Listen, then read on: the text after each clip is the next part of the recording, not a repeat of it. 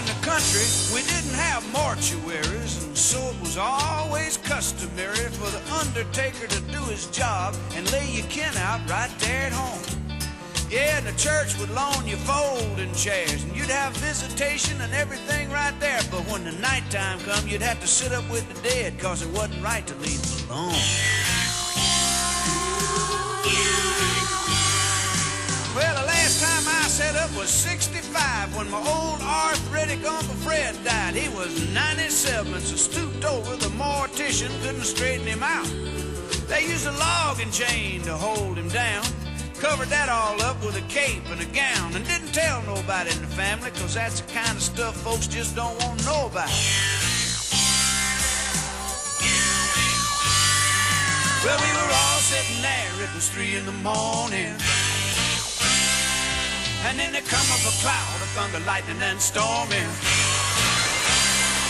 Well, that lightning flashed and that thunder clapped, and that chain round old Uncle Fred went snap, rattled and fell to the floor with a thump, and Uncle Fred just sat right up. And I ain't sitting up with the dead no more. I don't know about you. No, I ain't sitting up with the dead no more. No matter what you say or do. They say the dead can't hurt you cause they already left, but what they left can sure make you hurt yourself. And I ain't sitting up with the dead no more since the dead started sitting up too. Lord have mercy.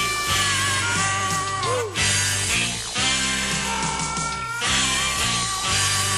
Well, when Uncle Fred sat up, so did everyone there, and there came a great parting of the folding chairs, and that preacher nearly knocked me down. He said, "Oh, I'm heading out that kitchen door." I hollered, "Rev, that kitchen ain't got no door in it." He said, "Don't worry, son, it will have in a minute." And I ain't never seen so much jumping and shoving before.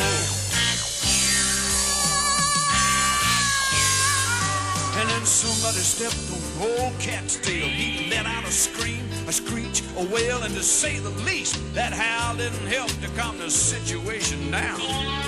And then that lightning flashed and that house went black, and I spoke to my feet. I said, "Boys, make tracks." And I went through that screen door, licking and split for town.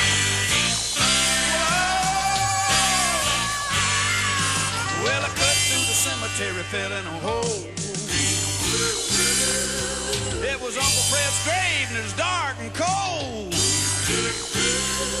Yeah, the town drunk dug it, and he dug it too deep. And unbeknownst to me, he's still in there asleep. And I'm scratching and jumping, trying to get out of that hole. And he woke up and said, "You might as well come over here and sit down beside me, boy, cause you ain't getting out of here tonight."